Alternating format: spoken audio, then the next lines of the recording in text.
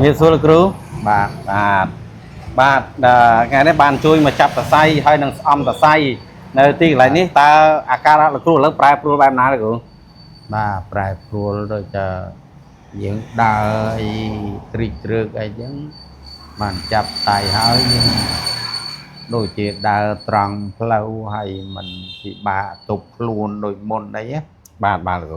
បានលទ្ធផលនៅពេលដែលយើងចាប់ហើយចឹងទៅវាស្រួលខ្លួនជាងមិនទាន់ចាប់បាទគ្រូហើយដូចតែសរសៃយើងកប់យ៉ាងម៉េចអីយ៉ាងម៉េចហ្នឹងមកដល់គេដឹងហើយឃើញក្រោយដែលព្យាបាលហើយហ្នឹងឃើញថាសុខភាពល្អ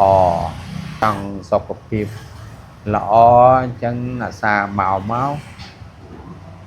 លោកគ្រូសនចម្រើនហ្នឹងបាទនឹងច្បាស់លាស់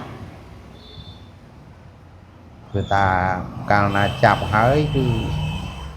មានកម្លាំងដែលអាចដើរល្អជាងមិនទាន់ចាប់បាទ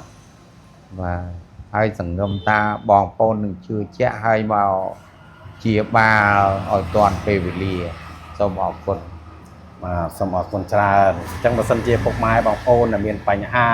គៀបសរសៃកប់សរសៃលៀនឌីសលៀនអីជួយមករកខ្ញុំបាទលោកគ្រូសនចម្រើនហើយលោកគ្រូ